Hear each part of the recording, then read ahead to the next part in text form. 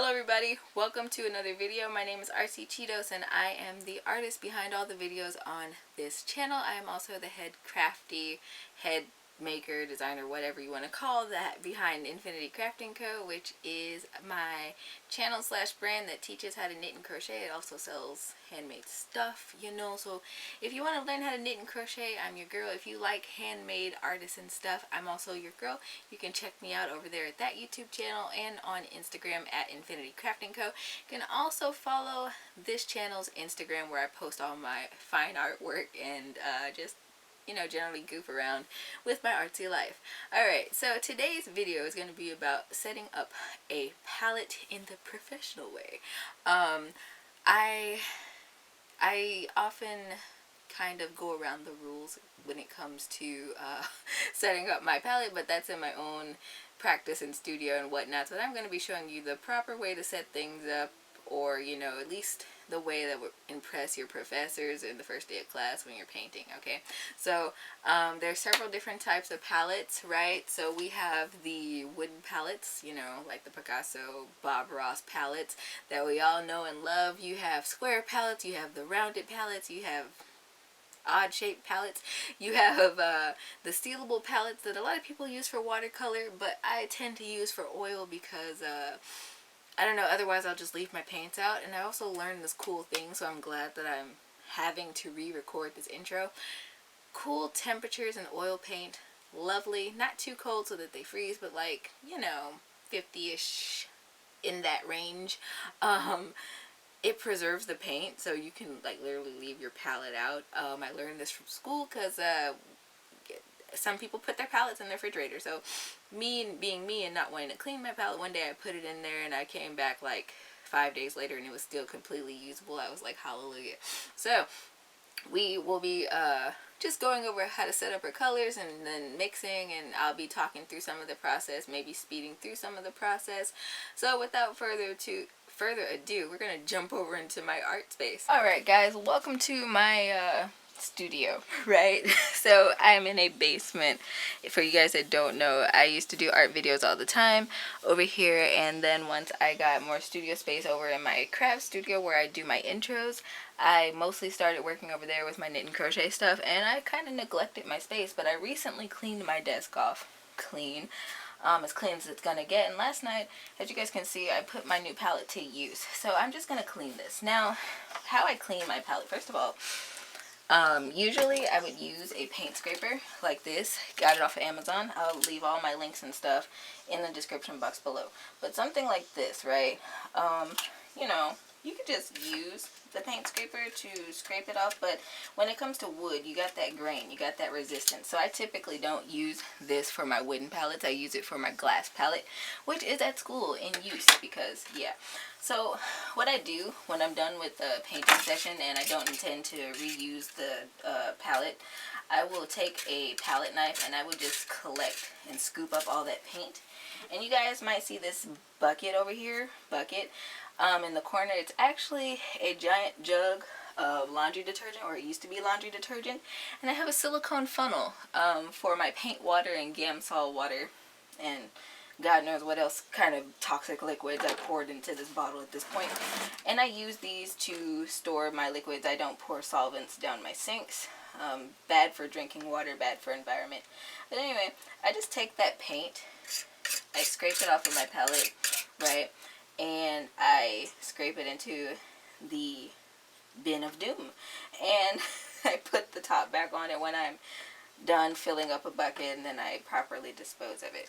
So that's how I get all the initial paint off of here. Now, you can always take a rag as well with a little bit of linseed oil, and you can kind of buff this down. But because I'm going to use this right now, I don't necessarily need it. Plus, it's already had linseed oil and pigment on it, so it's good. But you use the linseed oil, just kind of rub around on the palette so that the wooden palette doesn't absorb and dry out all of your paint. Let me see where my linseed oil is, because I have a little bit of something, a little bit everywhere here. Alright, this is the linseed oil I had. It's pure refined linseed oil, and this is the same oil that they use in oil paints. And so I have an open bottle. And I have these painter's rags. I bought these off of Amazon, but honestly, you can just cut up a bunch of old t-shirts. But if you don't have a bunch of old t-shirts like me, I got rid of all my old stuff and cycled through my clothes a while back. You can get some of this stuff and put on a rag and just kind of wipe off your palette. And yes, typically I would tell you to use gloves. I'm not going to get any of this on my skin, but you would want to use gloves, and I always have a box of gloves nearby because I don't like getting oil pigment in my skin. But you just want to like go around it in circles and just kind of buff it essentially. And what this does eventually, this will get bled into the wood grain of the palette, and it really makes a beautiful marble kind of masterpiece, and it tells a story. The longer you've had a palette and the more of that pigment that gets buffed inside of it. But like I said, this creates a protective layer for your paint so it doesn't get all absorbed into the wood grain and all that wonderful artsy jazz.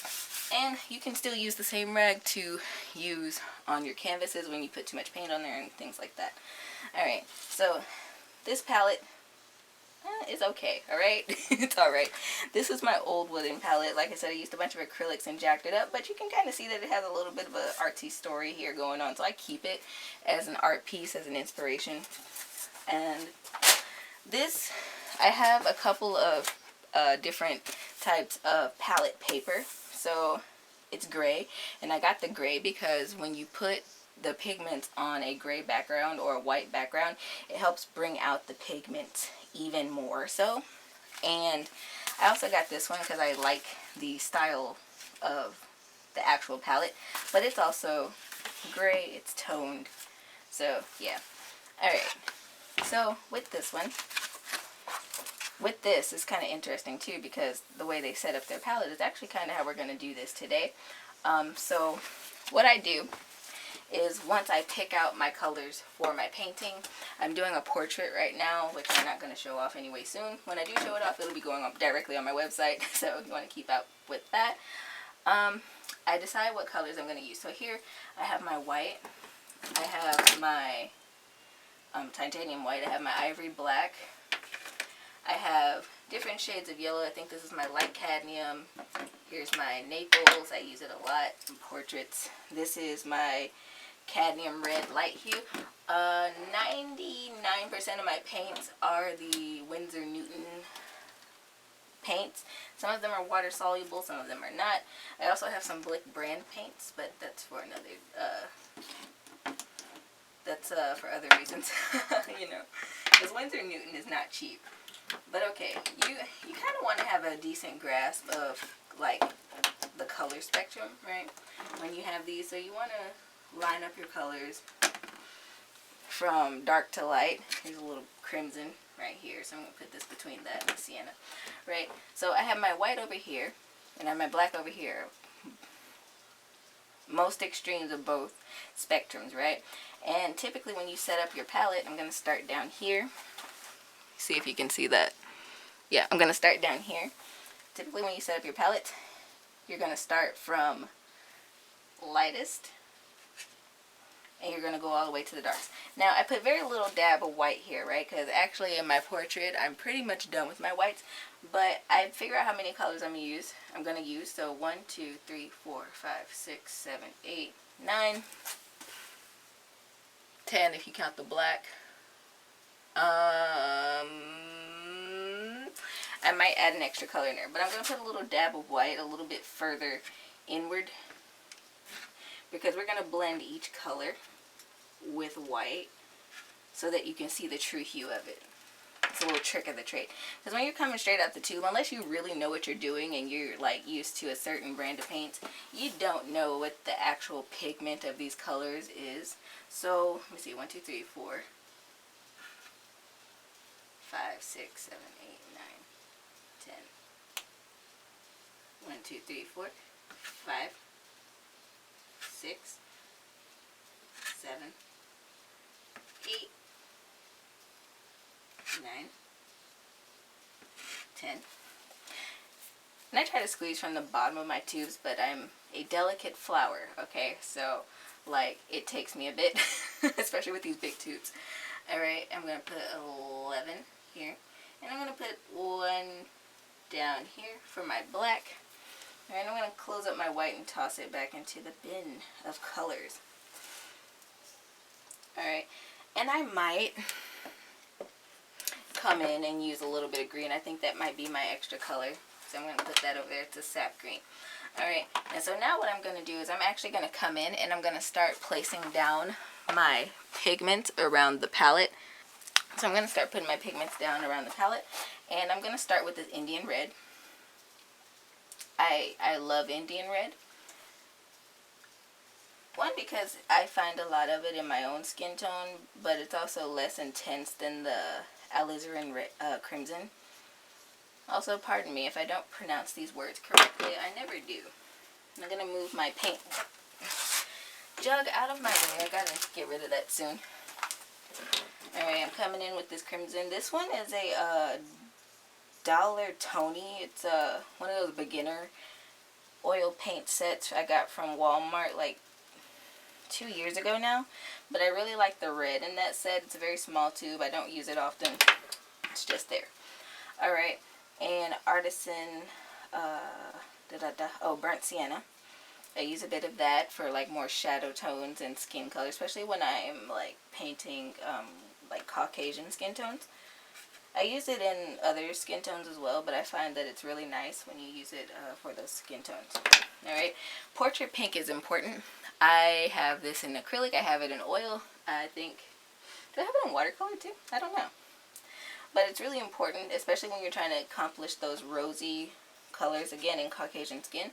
Because I find that I get commissions with that skin tone a lot. So I always keep a tube of this on hand.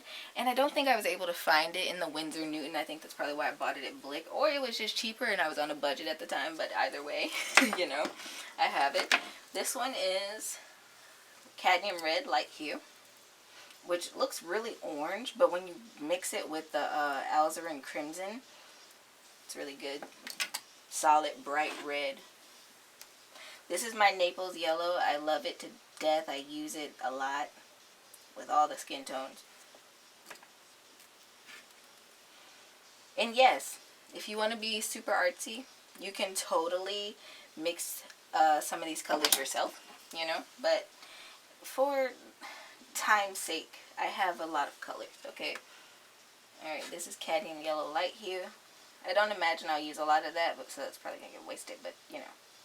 The tutorials must go on. Alright, so now I'm going to bring in my green, right? Because when you think about a rainbow, the green comes before the blue. So, like, I'm going to put it in. I don't know how much of it I'm going to use. Whoop, my top.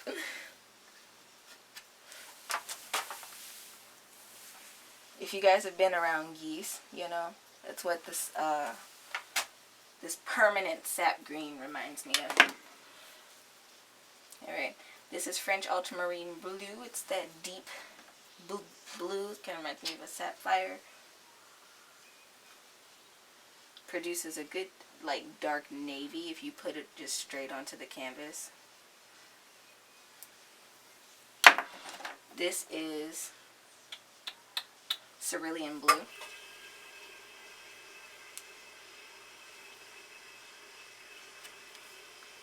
And then I still have an extra color, but I'm going to go ahead and put my black down, because that's where I'm going to mix all my grays from. So I have an ivory black. Some people prefer Mars black, which I think contains blue, I think. But I like to also have a bit of Payne's gray on hand, because that's a very blue type of gray. And it just comes in handy, and usually that's the color that I would put here, but I feel like I'm going to need an extra color for this portrait that I'm setting up for, so I'm going to leave that blank for the time being. I'm going to go ahead and grab my rag so that I can clean off my palette knife. And you just wipe it on there, right? I have to go through and clean everything. Like I said, I was working with this last night, so forgive the mess, forgive the mess. Alright, so we're going to ignore this white, and we're going to come in and we are going to just snatch some pigment here and start mixing it with the white.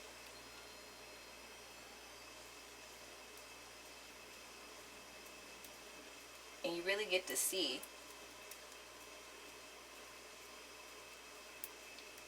how this comes out. Now, a lot of artists will do this a lot more delicately, and it'll look a lot prettier. I'm not one of those artists. But sometimes I will get into mixing my hues, right? Having my hues from lightest value to darkest value being where the pigment came from directly. And sometimes I'll use all that pigment there, and depending on the size, scale of my project, I will put another dab of just pure pigment right there. But for today's purposes, I don't think I'll be doing that. So between each color, you can smear as much as you'd like off of your palette knife if you're trying to preserve that paint. Just wipe it off on the rag and move on to the next color. So the next color is my crimson. I'm not going to need much of that.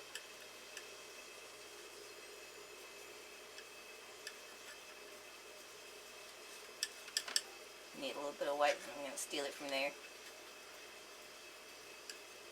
And don't worry, we'll be going between the colors anyway with our brushes, so if they touch just slightly, that's fine. Just try not to muddy them, right?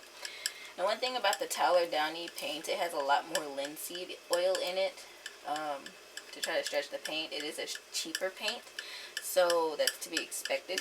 They try to stretch it as far as it'll go, just like the rest of us in art school, right? Alright. Next color, burnt sienna. And typically I take from the color pile and mix it into the white, not the white into the color pile, but it sometimes doesn't matter, you know? Sometimes it doesn't matter. But if you want to impress your art teachers, right, you take it down and mix it in.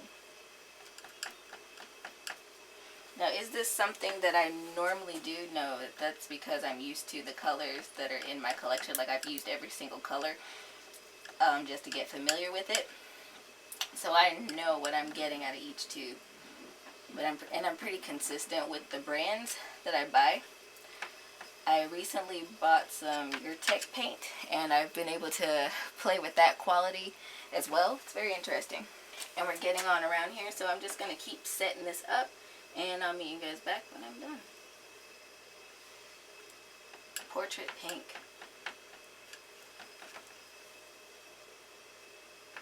Again, this is a Blick paint, so it's a little thinner. It's a little thinner, guys, than the Windsor Newton. Now, my preferred paint brand is the Windsor Newton, but again, they get pricey, guys. Like, I get tired of paying $8.25 a tube.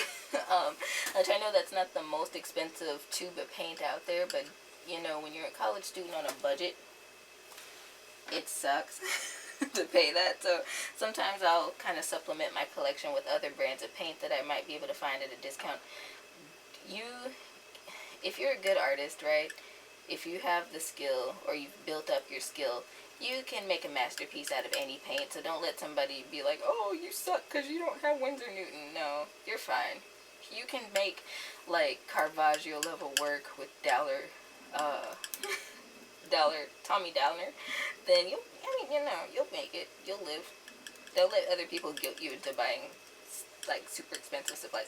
Now, sometimes, I'm not saying that like all the time you can't get a more expensive brand, but like, you know, as you move up higher in your commission work and things like that, you'll probably want to invest into better pigments and better tools and whatever. But if like you're just starting out, don't break the bank trying to keep up with the Art Joneses, right? Alright.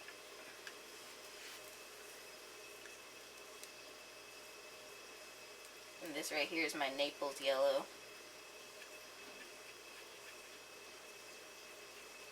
I never use the pure pigment of Naples, so this is no big deal.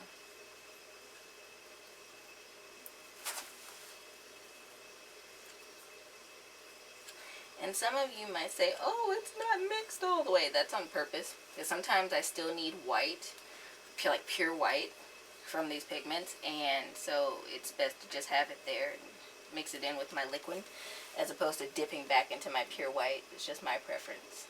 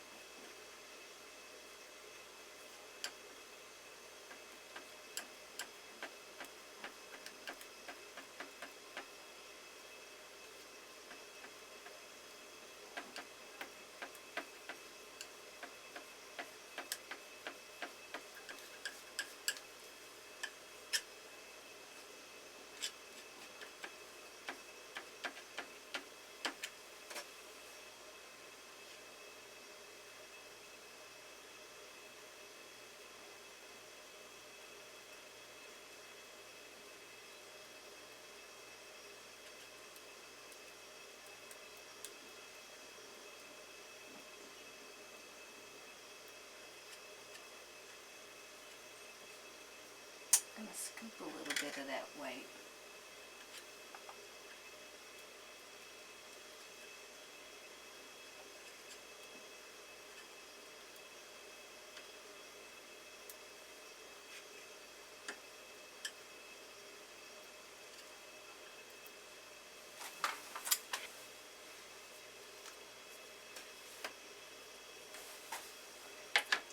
Alright, so at this point normally I would be done setting up my palette, and then I would just grab my bottle of liquid, which it looks bad at the top of it. I don't know, I guess it got cold in my basement down here, but I break it up with my palette knife and it comes out just fine. But anyway, this is what it looks like. And I would just put that in the center here and just pull from it as needed. And this causes your paint to have a transparent application, but it also helps to extend your paint. So this little bit of paint will last me like a couple of sessions, especially if I cover it up. Usually when I cover up paint, I use this palette, which, you know, if I open it right now, it's gonna smell like despair down here, but, you know. Alright guys, so I've dismounted. This is what my palette looks like. You know, so I have everything going from the darkest pigment to the lightest. And yes, I did this in a messy way. It's gonna get like this anyway. It's gonna be fine. So if you ever like want to impress your teachers, your art teachers, like I said, set up your palette like this. They'll be impressed that you're doing this way. You know, go to class early, set up, make it look good. You want to be conscious of your color decisions, so take time to set up your still life or whatever it is you're painting if you're doing something still, and just try to see all the colors that are there and try to put down all the pigments that you're going to use from the gate. Understandably, even in my own work, I will put down like the basic stuff. Like this is the basic stuff in the portrait that I'm doing right now, and then if I see other colors later, I'll come in like in between or something and place down a color and then blend it into white or something like that later on. Or if I happen to notice stuff later in a later stage of my project, then I will completely set up a different type of palette with different colors in it. But anyway, I hope today's video was helpful for you guys. If you guys ever like want a full thing on color theory or something, I don't mind going into that. But I thought this would be helpful and fun for all you painters and aspiring painters out there. And until next time, guys, happy making!